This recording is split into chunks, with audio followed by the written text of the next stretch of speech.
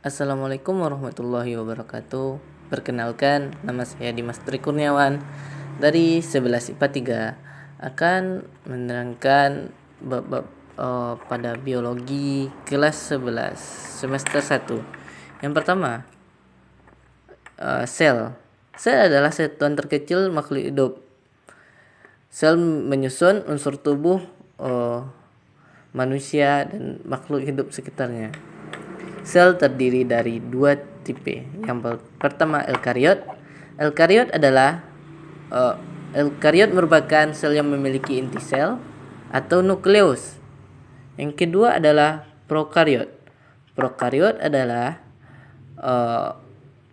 merupakan sel yang tidak memiliki nukleus. 2. Struktur dan fungsi jaringan tubuh.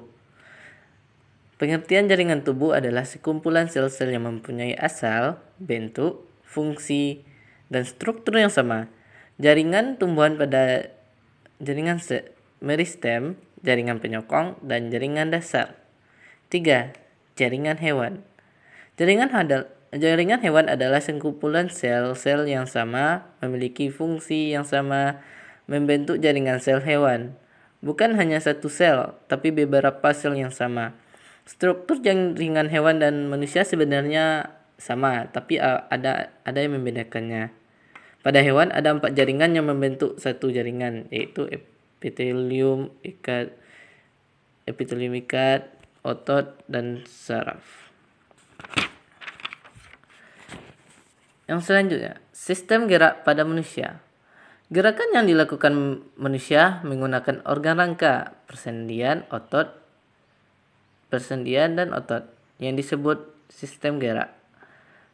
Sistem gerak adalah suatu kesatuan yang kompleks organ-organ di dalam tubuh yang menunjang gerak, yakni rangka, tulang, sendi, dan otot. Selanjutnya, sistem peredaran darah. Sistem peredaran darah terdiri dari pembuluh darah, yaitu yang membawa darah dari hati menuju jantung. Arteri, yaitu arteri membawa darah dari jantung, dan vena membawa kembali darah ke jantung. Sistem peredaran darah manusia membawa oksigen, nutrisi, dan hormon menuju sel, serta membuang sampah seperti karbon dioksida. Yang terakhir adalah sistem pencernaan. Sistem pencernaan adalah serangkaian jaringan organ yang bekerja untuk mencerna makanan. Selama dalam pencernaan, makanan akan mengalami proses pencernaan, baik secara mekanik maupun kimia. Sistem pencernaan secara mekanik adalah proses pencernaan dari besar menjadi bentuk yang lebih kecil. Proses itu terjadi di mulut dengan bantuan gigi dan lidah. Sistem pencernaan mekanik terjadi di dalam lambung dengan bantuan gerak peristaltik dinding lambung sehingga makanan seperti diaduk. Pencernaan kimia adalah proses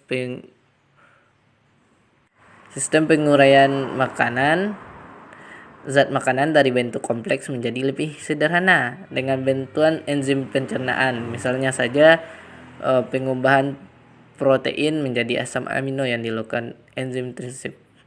Itu saja dari Ana. Assalamualaikum warahmatullahi wabarakatuh.